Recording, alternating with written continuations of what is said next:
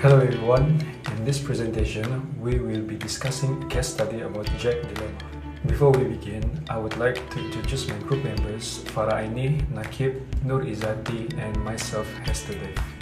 And this is the content that we will be discussing today, which contains introduction, analysis of change drivers, strategic option and evaluation, recommendation and justification, and finally the conclusion. For the introduction, we will get to know Jack White. As you can see here, we have 6 points about Jack's dilemma. The first one is, who's Jack White? Jack White is the new general manager for Strickland Corporation, pet food division. He stepped in at a time when the business is facing serious challenges. Second is the problem faced by Jack. In a recent strategic review show the division is heading in the wrong direction. Competitors are making aggressive move, and if Jack doesn't take action fast, the division risks falling behind. Third, the blocking change. Internally, the culture is resistant to sudden top-down orders. Some influential staff may even resist quietly, which is sometimes more dangerous than open disagreement. Next is Jack's big dilemma. So Jack has two choices. The first one is, he can push rapid change using authority and consequences, or he can slow down and get staff and build commitment. Fifth is framework guiding our analysis. To understand trade-off, we use two major models. The first one is early Wine's force field analysis to map driving versus restraining forces, and Cotta's 8-step model to explore how to build successful transformational change.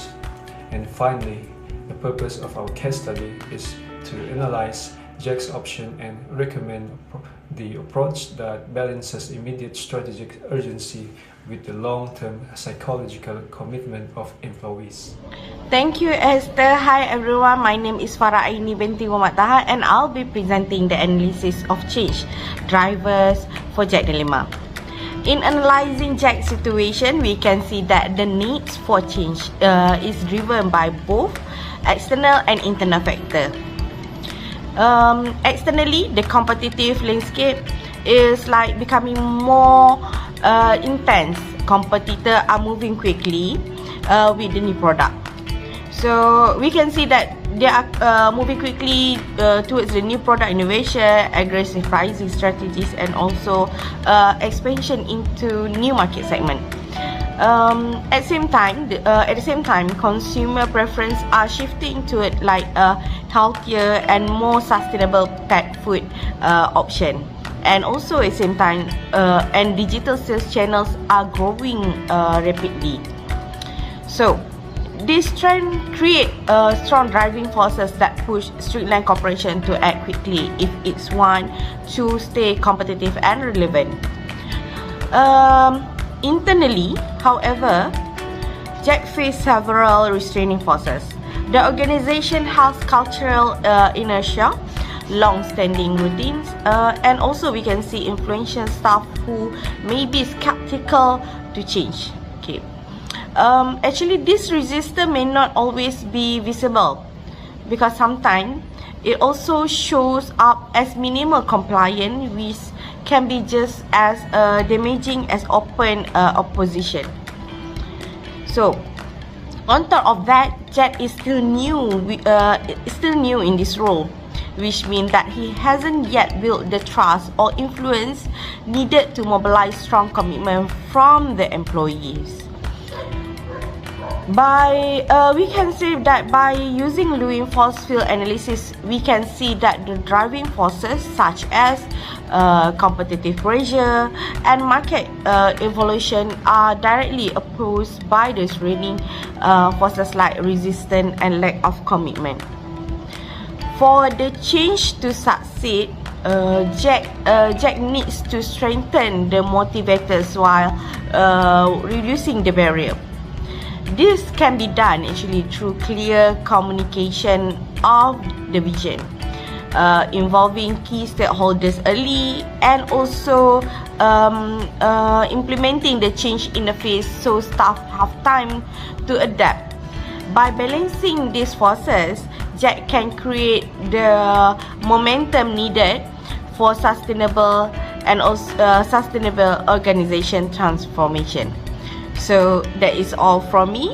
Let me pass to the next presenter. Thank you. Thank you for Aini. My name is Izzati Binti Zakaria. I will continue about strategy option and evaluation.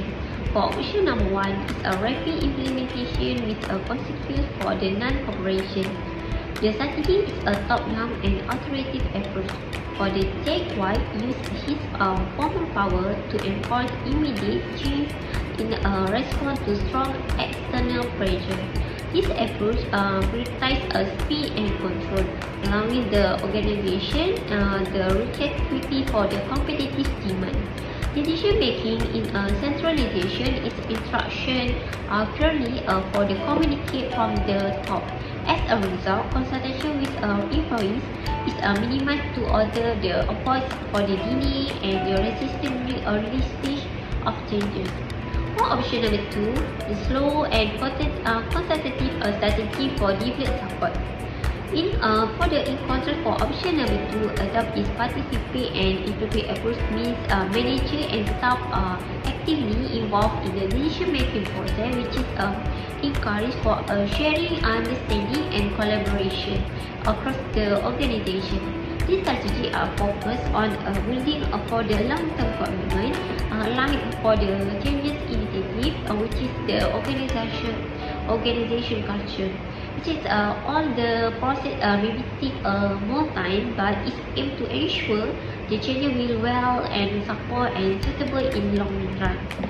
And then I will continue the evaluation of strategy option. That means for the option number 1, the rapid and authoritative strategy have several key for the strength.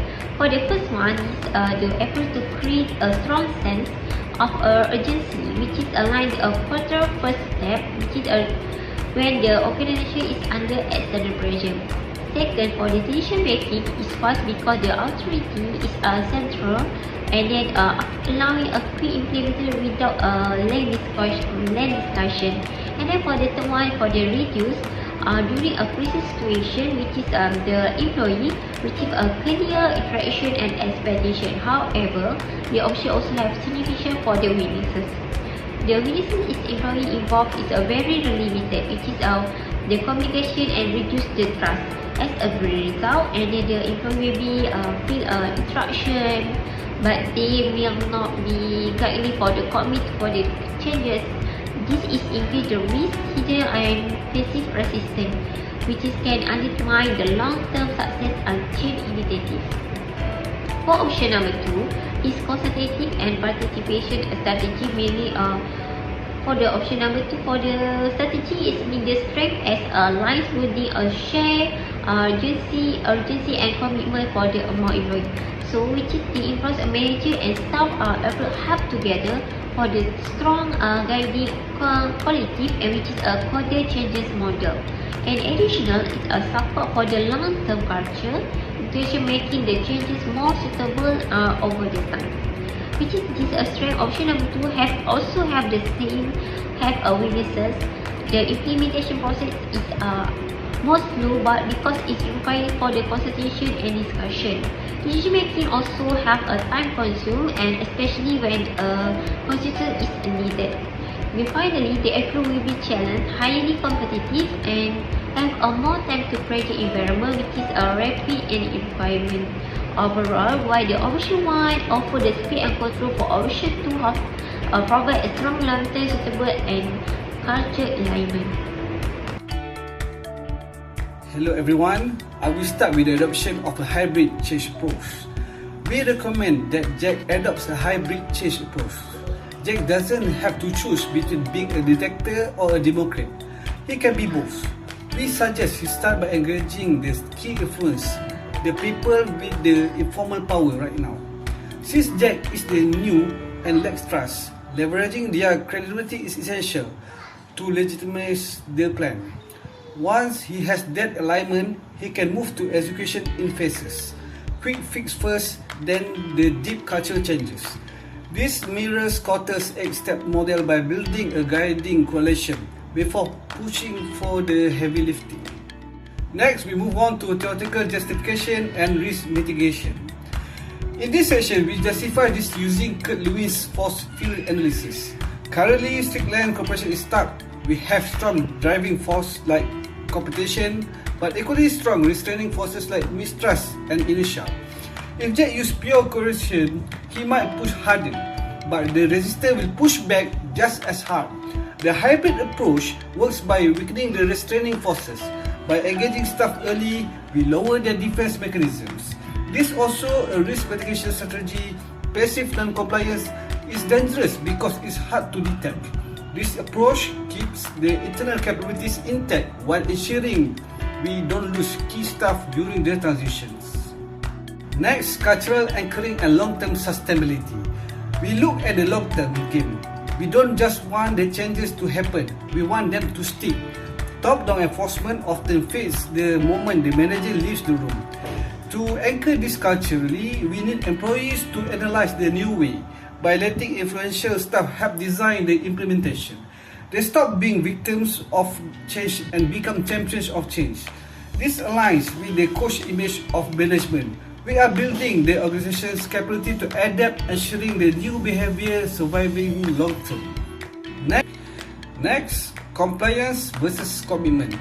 In a complex industry like pet food manufacturing, simple obedience isn't enough.